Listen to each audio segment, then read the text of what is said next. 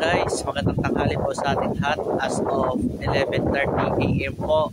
Ayan, update lang po dito sa amin sa La Union, Kilamisis sa Santo Tomas, La Union po.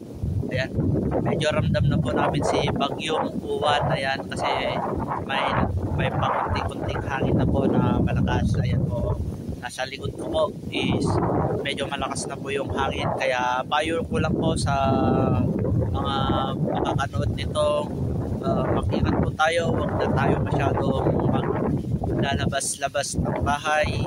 Stay na lang po tayo sa loob, tsaka yung mga anak nyo po at tsaka mga apo nyo na maliliit na mga bata is huwag nyo na po silang payagang maglaro sa labas at sabihin nyo na lang po sila na may bagyo at saka na lang sila lumabas pagkatapos po ng bagyo.